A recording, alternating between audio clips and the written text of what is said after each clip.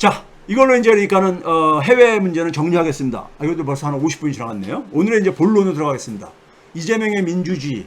예, 그러는데 이재명의 민주주의를 여러분들이 이해를 하셔야 돼요. 이재명이 이렇게 지금 이재명 대표가 이렇게 지금 목숨까지 지금 그러니까 내놓고 저렇게 지금 그 내놓는 이유가 바로 이재명 민주주의 때문입니다. 김대중, 노무현, 문재인 민주주의하고는 근본적인 차이가 있습니다. 네? 대한민국의 민주주의에 굉장히 기여를 하신 분들이죠. 김대중, 노무현, 문재인 이 대통령들이요. 전임 대통령들이. 근데 민주주의를 완성하지 못했습니다. 그래서 오늘 이제 부제목을 제가 화폐와 민주주의, 이걸 제가 이제 이번 주 목요일날 어디 가서 강연을 할 제목이기도 한데요. 화폐와 민주주의라는 강연을 좀 해달라고 해가지고 제가 학생들 강의할 때 그럽니다. 여러분들은 화폐하게 되면 그냥 경제적인 문제라고 하는데 화폐는 권력입니다. 그렇잖아요. 돈이 권력이잖아요. 돈보다 더 강한 권력이 어디 있어요? 대한민국의 권력은 노무현 대통령 유명한 얘기 했잖아요. 시장으로 넘어갔다. 삼성이 그러니까 대한민국 대통령보다 더 힘이 세다. 이런 얘기를 우리가 시중에서 하는 이유가 그렇습니까? 돈의 힘이잖아요. 돈은 권력입니다. 권력이에요. 네? 이거를 그러니까 여러분 놓치면 안 돼요. 돈은 권력이에요. 그렇잖아요. 돈은 권력이잖아요. 돈에 대한 통제 없이요. 돈에 대한 민주주의적인 통제 없이 민주주의는 불가능합니다. 불가능해요. 제가 지난 그러니까는 9월 5일 날 국회에서 3차 촛불 문화제에서 좀 이제 야외 강연을 좀 해달라고 사실은 이제 그 민주당 이 대표실에서 연락이 와가지고 제가 이제 9월 5일날 저녁에 이제 국회 본청 앞에서 연설을 했었잖아요. 그때 제가 했던 얘기를 일부만 잠깐 다시 상기를 시켜드릴게요.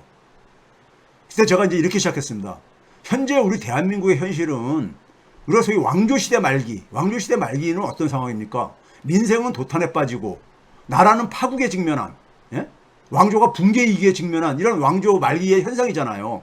그때와 지금 똑같잖아요. 똑같잖아. 나라를 지금 보니까 그 윤석열 정권은 갖다가 받치고 앉아있고, 그렇죠? 민생은 도탄에 빠졌잖아요. 그러니까 윤석열 정권에서 사회적 참사가 반복해서 발생하고 있는데 이게 다 인재였잖아요. 인재요. 자연적인 재해가 아니라 인재잖아요. 경제 참사도 인재라 이거예요. 인재. 제가 이제 그런 얘기 했습니다. 왜 이런 참상이 빚어지는 것일까요? 제가 그랬어요.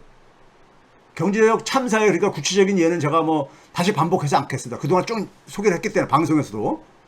왜 그러냐면요. 국익과 국민의 관점이 아니잖아요. 국정 운영이.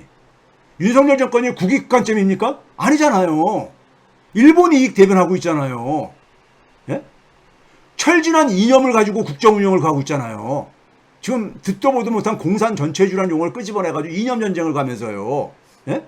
그 다음에 정책이 경제정책이 기본적으로 특권층 친화적이잖아요. 예? 대표적으로 감세를 비롯해가지고, 예? 특권층 친화적인 국정 운영의 결과물 아닙니까? 이거는 그러니까 경제 이론을 몰라도 경제 전문가들은 이것을 경제적으로 조금 해석하려고 하는데 이건 경제 논리 이전에 상식의 세계의 문제예요. 상식의 문제인 거예요. 그 결과가 뭡니까? 국민과 싸우는 대통령의 모습이잖아요. 그렇잖아요. 왜 민생을 파탄시켰으니까 민생이 그러니까 이렇게 도탄에 빠졌으니까 국민들이 그러니까 힘들다고 그러니까는 비판하는 사람들을 반국가 세력으로 몰아세우면서 국민들과 싸움하고 있잖아요. 그리고 독립군 영웅과 싸우고 있잖아요. 일본이 이걸 대변하잖아요. 이게 우리나라 대통령의 현재 모습이잖아요. 예? 왜 이렇게 대한민국이 이렇게 된 거냐고요. 이 모든 것이 이게 사실 뭡니까? 주권 재민이 무너진 거잖아요. 권력은 그러니까는 국민에게 있다는 대한민국 헌법 1조에 있는 권력은 그러니까 국민에게 있다는 주권 재민의 원칙이 무너진 결과 아니에요. 국민과 싸우는 대통령. 이게 독재자의 모습이잖아요. 예? 그리고 일본 이익 대변하는 대통령 모습. 이게 뭡니까요? 용산 총독부 모습이잖아요. 예? 그렇죠? 대한민국이 왜 이렇게 됐냐고요? 이게 주권 재민이 관철이 안 되기 때문에 그런 거잖아요. 주권 재민이 관철이 안 되는 사회가 뭡니까? 그건 민주주의 사회가 아니죠. 대한민국 민주주의가 취약하다는 것을 여러분들 인정을 해야 돼요. 대한민국 민주주의가 이렇게 취약한 것을 우리가 박근혜 정권 때 제가 늘 얘기하잖아요. 스웨덴에 그러니까 우리가 민주주의 다양성 연구소에서 가장 그러니까 정확하게 저는 측정한다고 보고 있는데 가장 객관적으로 우리가 민주주의 3그룹 전 세계 180개 국가를 180개 국가를 10개 그룹 나눴을 때 우리나라는 3그룹 그러니까 굉장히 그러니까는 민주주의 후진 국가지요. 박근혜 정권 말기 때 그랬었어요. 그러다가 문재인 정권 때 1그룹으로 올라갔죠. 놀랍게도요. 그래서 우리가 자국계니까 뭐 선진국으로 진입 뭐 이런 얘기는 하고 그랬잖아요. 심지어 유엔에서 그러니까 선진국으로 그러니까 진입한 유일한 국가가 됐었고요. 그런데 정권이 바뀌자마자 다시 그러니까는 2등급으로 밀려냈는데 3등급 가까운 2등급이죠. 내년은 3등급으로 돌아갈 겁니다. 이게 뭐냐면 1년 전 거기 때문에 작년이 그랬다는 얘기니까 올해 게 이제 내년 3월 달에 발표가 됩니다. 어떻게 이렇게 변동성이 크냐고요. 그건 바로 뭡니까? 우리나라의 민주주의가 취약하다는 걸 보여주는 겁니다. 취약하다는 걸요. 이 객관적인 사실을 여러분들이 인정을 해야 돼요. 주권재민이란 건 뭡니까? 국민이 원하는 나라가 만들어져야 되는 거잖아요. 국민이 원하는 나라는 뭐예요? 우리 2016년 광화문 광장에서 그 추운 겨울에 광화문 광장에서 모기 터져라 외쳤던 나라. 거기 그 나라가 국민이 원하는 나라 아니에요? 무슨 나라입니까? 아무도 함부로 할 수 없는 나라. 그리고 국민이 진짜 주인인 나라. 주권재민이 실현되면 이런 나라가 되는 거잖아요. 이런 나라가 되는 거잖아요. 그렇죠? 그런데 왜 문재인 정권이 그러니까 끝나자마자 왜 민주주의가 추락하냐 이거예요. 왜 그렇게 됐습니까? 국민이 진짜 주인인 나라를 못 만들었기 때문에. 문재인 민주당에서 그걸 못 만들었잖아요. 제가 그래서 홍남기의 이 모피아를 계속해서 제가 비판했던 거 아닙니까? 부동산 카르텔을 그러니까는 해체하지 못한 거를 제가 그렇게 예측했던 게 아닙니까? 문재인 정권 때요. 국민이 진짜 주인인 나라를 못 만든 거예요. 문재인 정권이. 그러니까 문재인 정권에서 아무도 함부로 할 수 없는 나라를 오늘도 만들었음에도 불구하고 그게 하루아침에 무너져 버리잖아요. 이 국민이 진짜 주인인 나라는 어떤 나라입니까? 공적 권한을 사유화한 집단을 해체해야 되는 거죠. 민주주의라는 게 바로 뭐예요? 특권층이 없는 사회잖아요. 모든 국민이 법 앞에 평등한 사회잖아요. 법 위에 군림하는 특권층이 없는 나라가 그게 민주주의 사회 아닙니까? 민주주의가 이렇게 무너지다 보니까는 대한민국이 아무나 함부로 할 수 있는 나라로 전락한 거 아닙니까? 아무나 함부로 할 수 있는 나라. 서로 막 만나겠대 윤석열. 왜 그렇습니까? 뜯어먹을 게 많으니까 그러는 거죠. 뜯어먹을 게 많으니까. 이게 우리 민주당의 지금 현 주소인 겁니다. 이거 인정을 해야 돼요. 민주당 지지자들도 이걸 인정을 해야 돼요. 그러면 잠깐만요. 제가 조금만 더 얘기하겠습니다. 지금 한국 사회는 제가 앞에서도 얘기했듯이 돈의 힘을 숭배하는 집단, 돈의 힘을 숭배하는 집단. 이게 제가 뭐라 했습니까? 매판적 특권층이라고 제가 정의를 했잖아요. 이들이 지배하는 나라예요. 매판성이라는 게 바로 왜 그렇습니까? 국가 이익보다 사적 이익 추구를 우선하는 집단. 이게 매판적 집단인 겁니다. 특권층은 뭐예요?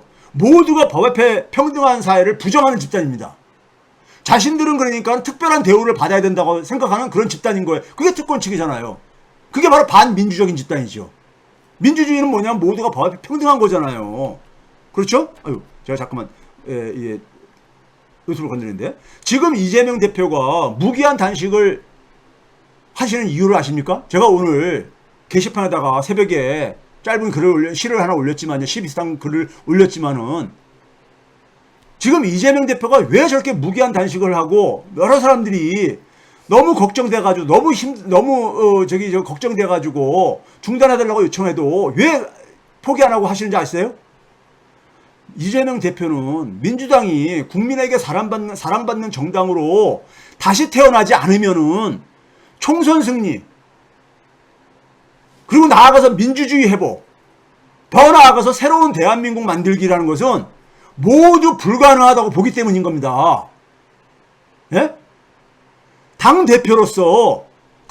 민주당의 대표로서 거기에다 무한 책임을 느끼는 거예요. 무한 책임을. 근데 민주당 국회의원들이 자신의 기득권에 집착을 하고 있잖아요. 많은 국회의원들이. 예? 기족화가 돼가지고. 근데 이런 국회의원들하고 일일이 당대표가 충돌할 수 없잖아요. 싸울 수가 없잖아요. 그렇게 되면 바깥에서 일반 국민들, 더군다나 조중동은 그걸 어떻게 표현하겠습니까?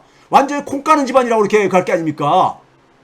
그러니까 이재명 당대표가 그 속에서 그냥 아주 인내심을 가지고 그들의 의견을 가능한 한 가면서 어쨌든 간에 이것을 국민이 바라는 대로 끌고 가려고 무던히 애를 쓰는데 협조를 안 하는 거잖아요.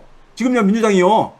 그럼 당대표로서 선택할 수 있는 게 뭐 있습니까? 국민에게 실망시키지 않는, 그러니까는 민주당, 국민들에게 실망시키지 않는 민주당의 정치인의 모습을 보여주려면 어떻게 해야 되겠어요? 더군다나 이재명 대표가 지금 민주당을 버릴 수도 없잖아요. 그렇다고 해서요. 민주당을 버릴 수는 없는데 민주당은 국민에게 굉장히 실망을 시키고 있어. 이재명 대표가 선택할 수 있는 게 뭐가 있습니까? 민주당을 다시 태어나게 만들기 위해서 자신의 생명을 던진 거예요. 자신의 생명을 던진 거예요. 그래서 뭐냐면은 민주당을 변화시키고 싶은 거죠. 예? 변화시키고 싶은 거죠. 자기 목숨을 내놓고, 예? 이걸 하고 있는 거예요. 그런데 어저께 그러니까 민주당 의총에서 나온 얘기들 들어보니까 참 기가 차죠. 기가 차죠. 이제는 국민이, 지지자가 답을 해야 됩니다. 당대표는 할 수 있는 거 다 했잖아요. 목숨 내놓는 거 이상 뭘 더 해야 됩니까? 예? 생명을 내놓는 거 이상 뭘 더 할 수가 있냐고요. 본인으로서요. 예? 지금 이재명 대표가 원하는 것은 국민에게 실망시키지 않는 민주당, 그러면서 민주당을 버릴 수 없는 그런 당대표로서의 입장에서 뭘 더 선택할 수 있겠냐고요. 예? 그러면 국민과 지지자가 이제는 답을 해야 됩니다. 국민의 뜻을 받들지 않는 국회의원과 정치인을 이제 끌어내려야 됩니다. 윤석열보다 먼저 더 끌어내려야 돼요. 더 필요 없는 거잖아, 이제는요. 필요 없는 거예요. 그래야만 윤석열 정권 끌어내는 것도 가능하지 않겠습니까? 민주주의를 회복하는 것도 그래야 가능하지 않습니까? 대한민국을 다시 만드는 것도 그래야 가능하지 않겠냐고요. 그래서 제가 제안하는 게 뭐냐면 먼저 민주당 국회의원한테 거리로 나오라고 요구해야 됩니다. 그래서 저는 있잖아요. 집회 장소도 시청 앞에서 국회 앞으로 옮겼으면 좋겠어요. 민주당 국회의원들 나오라고. 우리 소위 말해서 이 검찰 개혁할 때 국회의사당 앞에서 서초동에서 이렇게 하고 그랬었잖아요. 국회로 우리가 장소를 옮겼으면 좋겠어요. 그리고 거리로 나오라고 요구를 해야 됩니다. 윤석열 정권 끌어내리는데 동참하라고 요구를 해야 됩니다. 이를 거부하는 국회의원들 정리해야만 합니다. 정리해야만 하는 거예요. 필요가 없잖아요. 그런 국회의원 우리가 왜 필요합니까? 필요 없잖아요. 여러분이 사는 지역에서 확실하게 교체해야 되는 거예요. 그 정도도 안 하면은요. 그 정도도 안 하면은 민주주의 누릴 자격이 없어요. 민주주의 누릴 자격 없습니다. 정치인만 욕할 문제가 아니에요. 국민의 최소한의 의무이자 권리입니다. 예?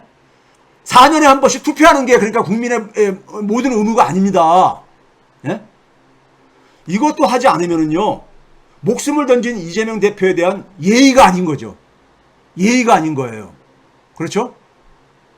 그래서 이재명 대표가 지금 단식을 무기한 단식하는 이유를 아셔야 됩니다. 그러면 이재명 대표는 지금 말 그대로 생즉사 사즉생의 입장에 있는 거예요. 이재명 대표는 뭐냐면은 자기의 정치적인 생명력이라는 것은 자신의 정치적 생명력이 뭔지를 아시는 분이야. 소위 이재명다움이라는 게 뭡니까? 소위 대동세계라는 한마디로 압축되잖아요. 그게 민주주의잖아요. 모두가 함께 같이 어우러져 사는 사회. 예? 근데 이런 사회가, 대동사회가 이것이 싫다는 사람들이 있죠. 바로 누굽니까? 특권층이잖아요, 그게요. 특권층은 모두가 함께 어우러져 사회하고 같이 양립이 불가능한 존재들이에요. 존재들입니다. 예? 그러면 대동사회를 만드는 출발점은 뭡니까요? 국민이 진짜 주인 사회고, 국민이 진짜 주인이 되려면요, 국민이 기본권을 실현을 시켜줘야 돼요. 그게 이재명 대표가 얘기하는 기본사회입니다. 예? 제가 그러니까 옆에서 일부 좀 이렇게 지원해서 만들어준, 예? 기본소득, 기본금융, 기본주택으로 나가는 이 소위 기본 시리즈로 나가는 기본사회입니다. 국민의 기본적인 권리인 거예요. 권리를 그러니까는 이거를 확보하지 못하면요. 주권재미 실현 안 되어져요. 김대중, 노무현, 문재인 대통령이 이걸 못한 거예요. 이걸 못한 거예요. 대한민국 어떤 사회입니까? 지금 현재 21세기 2000년대 이후에 대한민국은요. 제가 늘 보여드렸죠. 부동산 카르텔이 지배하는 나라입니다. 부동산 카르텔. 시장을 지배하는 게 누구예요? 재벌자본과 금융자본이라 했잖아요. 자본이에요. 자본. 돈입니다. 돈. 돈의 힘이 지배하는 사회예요. 그렇죠? 그 양대축이 재벌자본과 금융자본이잖아요. 이들의 그러니까는 이익을 그러니까 이들에게 이익을 그러니까 일부를 배분받는 세력들이 모피아하고 부패 언론들이잖아요. 부패 언론들인 거예요. 예? 그렇죠? 이게 되는 한 대한민국은 미래 없어요. 그래서 만들어진 게 바로 뭡니까? 이 부채 모래성이잖아요. 예? 젊은이들을 착취하는 거 아닙니까? 예? 자산이 없는, 부동산 자산이 없는 젊은이들을 착취하는 거 아니에요. 미래 세대를 착취하는 거잖아요. 사실이요.